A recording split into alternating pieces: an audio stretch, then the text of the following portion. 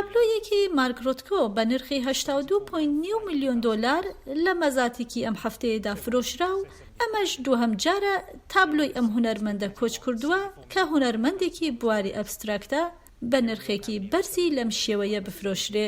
چاوەڕوان دەکرات تابلۆکەی ڕۆتکۆ بە ناونیشانی ژمارە 7 کە لە ساڵی 1951دا کێشراوە بە بڕی 70 بۆ 90 ملیۆن دۆلار لە مەزادخانەی ساتەبێز لە نیویۆرک بفرۆشرێ. ئەمە یەکەم جار بوو کە ئەم تابلۆیە بخرێتە مەزادخانەوە بۆ فرۆشتن.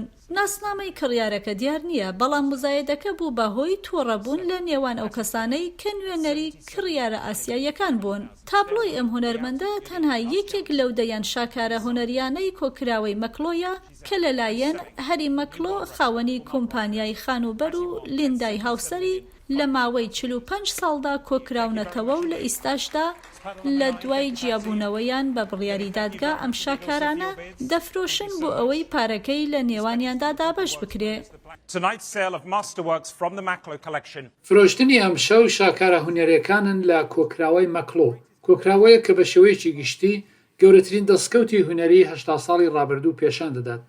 بەرهەمێکی تری هونەری کە لەم مەزادخانەیەدا لەم هەفتەیەدا فرۆشرا بریتی بوو لە پەیکەری لۆنی کە لە ساڵی 1947 لەلایەن هونەرمەندی سویسری ئەلبرتۆ جاکۆمەتی گرانترین پەیکەرتاشی جیهان خوڵقێنراوە. کارە هونەریەکە بە 78.4 ملیۆن دۆلار فرۆژرا و ئەم نرخەش لە خوار تۆماری 141.3 ملیۆن دۆلارە کە لە ساڵی 2015 بە بەرهەمێکی دیکەی ئەم هونەرمەندە دراوە. بەرهەمی دیکە شاشەی ئەورێشمی ناین مارلینزە لە ئەندی وەرهۆڵ کە لە ساڵی 1962 دوای ماوەیەکی کورت لە مردنی مارلین مۆنرۆ دروستکراوە و بە بڕی 48.9 ملیۆن دۆلار فرۆشرا. هەروەها بەرهەمێکی جەکسۆن پۆلاک هونەرمەندی بواری ئەبستراکت بە بڕی 61.2 ملیۆن فرۆشرا. مەزادخانەی ساتەبێز ڕایگەیاندووە کە 65 کاری هونەری لە کۆکراوەی مەکلۆ بەشێکن لە گەورەترین دەستکەوتی هونەری 80 ساڵی ڕابردوو لە دنیادا. بەڕێزان زۆر سپاس بۆ ئەوەی ئەم ئێوارەیە کە تێیدا لێرە یان لە دەرەوە لەگەڵمان بوون.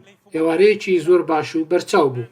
مەزادەکە دابەشکرا بەسەر دوو بەشدا کە لە بەشی یەکەمدا هەندێک لە کارە هونەریەکان فرۆشتان و بڕیاریشە ئەو 40 کارە هونەریەی دیکە کەماون لە مەزادێکی تردا و لە مانگی 5 ساڵی داهاتوودا بفرۆشرێن. بەفراوی نووری، دەنگی ئەمریکا، واشنگتۆن.